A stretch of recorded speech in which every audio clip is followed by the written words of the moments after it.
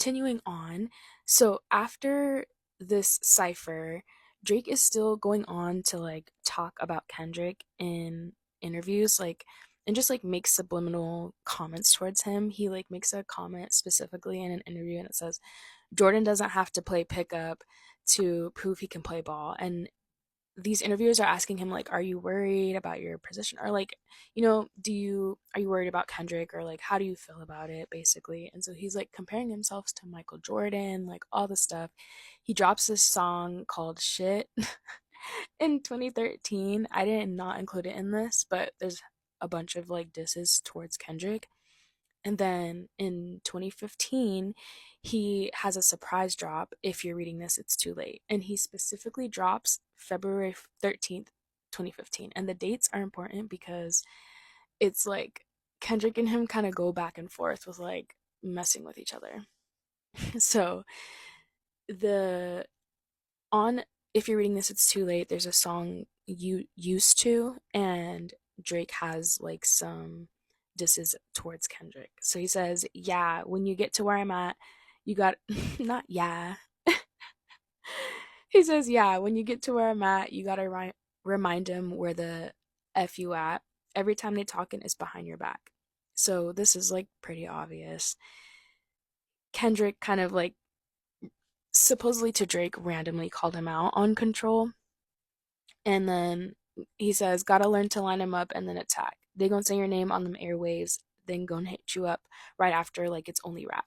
So Kendrick specifically in an interview, when they asked him like, oh, is there like what happened there? Like, is there lore behind this basically? And Kendrick was like, no, like it's just rap, like, you know. And so Drake is literally saying like they're gonna hit you right up after saying like it's only rap. And again, Drake is very hurt over this. Then he says, Jules looked like I found a mother effing treasure map and ain't told no one where the F it's at.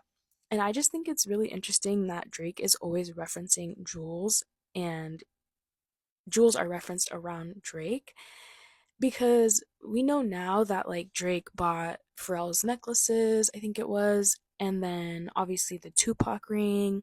And it's like he kind of uses this to like hold over people, like these materialistic things to hold over people, and it's just weird to me. I don't know, it's interesting. So in between this time, he also features on the Game's 100 song, and the Game is from LA. He's a West Coast rapper, so this is important because Drake is essentially teaming up with someone that's from Kendrick's hometown during all of this like beef.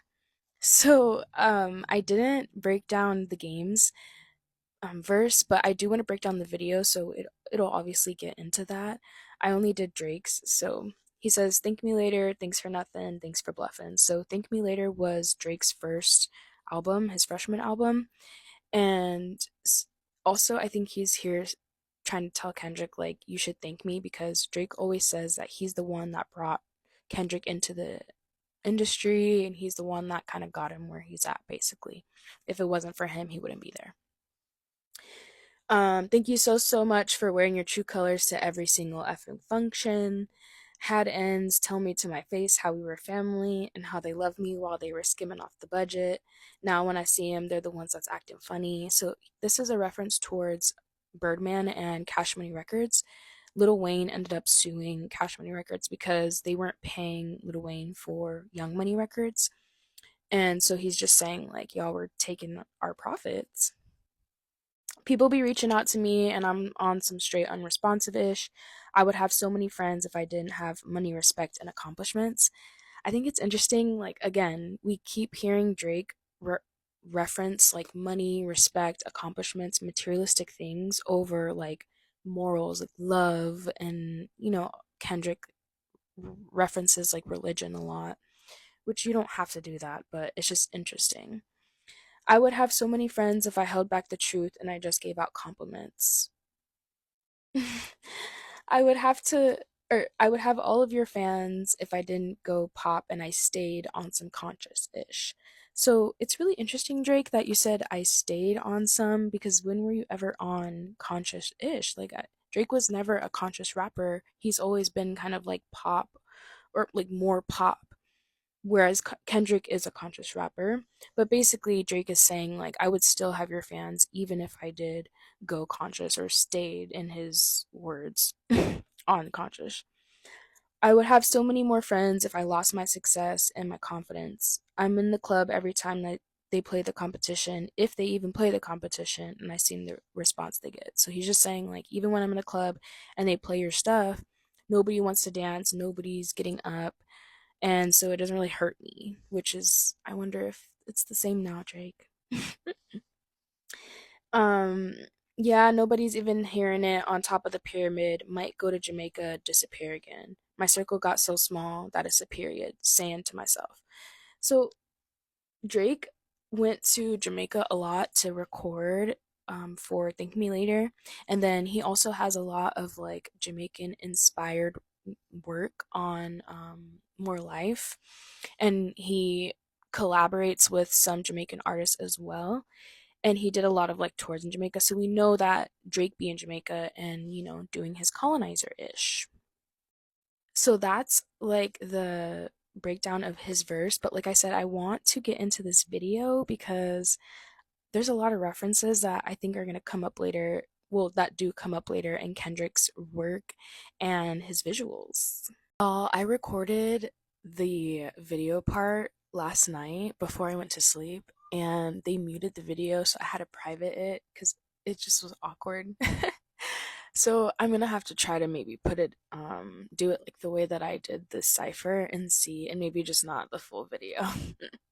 Other night at your crib, it was like me, Black, 40, Obi.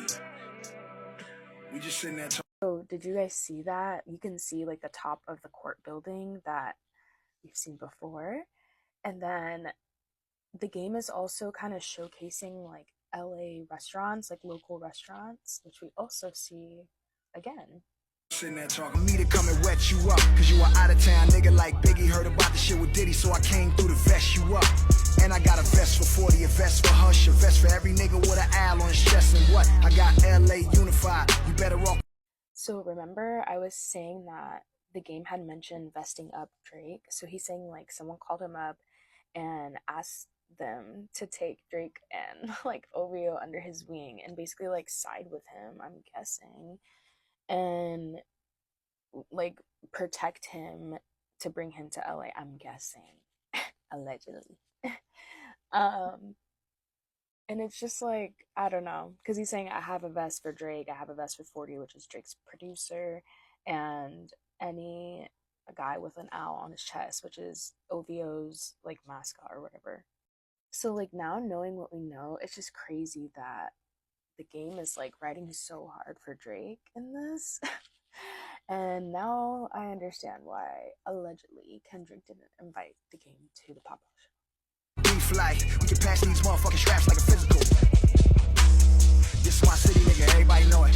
I just know when Kendrick saw this part, he was writing 616 in LA, like his soul was ascending out of his body, and he's like, it's survival. Like, he was pissed. Be the craziest. These niggas do some shady shit. Niggas will run up on your car, catch you off guard like a Lil Wayne and baby shit. 40, I'm fucked up. Y'all better not come to my studio with that fake shit. Y'all better not come to my funeral with that fake shit. Y'all better off realizing there's no. Oh my god. Drake just looks so goofy. I'm so sorry. He just does, but like, that's also me, so I just have to laugh. Hey, more than 92 women, 100. Yeah. 100. All I ever asked is 100. Yeah. He was cheesing. Bro. He just looks out of place. Like, he really does. And looking back at it now, when it dropped, like, I don't remember it being this cringy. Thanks for nothing, thanks for bluffing. Thank you so much for wearing your true colors to every single fucking function. Had niggas tell me to my face how we were family and how they love me. Why they was skimming off the budget. Now when I see them, they're the ones that's acting funny. People been reaching out to me and I'm on some straight unresponsive shit. Also, like, I'm not making fun of people who like are like, just trying to be themselves or be goofy, but that's the thing, Drake is not authentic. Like, people who are like authentic to their goofiness, like Tyler the Creator, I love people who can be goofy and like just have fun with life. So that's not it. It's Drake.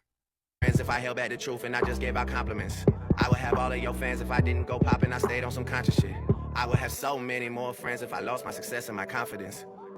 Also, I may be being a little extra, but why do they keep showing those like specific little girls? Like it's like nice to show like the community and the youth because they look up to you and like that's your community, but they don't show just like a group of them. It's always just like those little girls and like a couple little boys here and there, but still it's just I don't know, it just made me feel weird. Fake shit.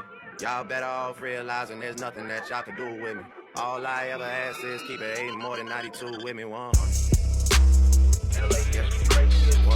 So the remainder of the video, they're just kind of like showing like the community and LA and like the group of people that we keep seeing while they're rapping. But I think it's interesting because we see a lot of those things come up again, and that are going to be referenced by Kendrick.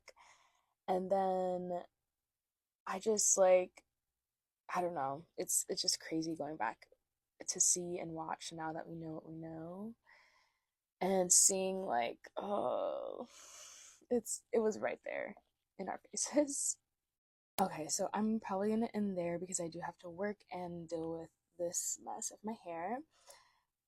So I will be back with the rest soon. So there was a couple things I forgot to point out. One being the dog that's chained up that they keep showing, and TDE is Top Dog Entertainment, and their mascot is a dog, so he's like has them chained up. And then the high school that's in the beginning after the court building, I think it is, the Centennial High School is also important and so will also be referenced in the future. Also, that picture is at the TDE tour. I went and I was able to get a picture with the mascot. I didn't even know that they had that like around. And so I just thought it was the coolest thing.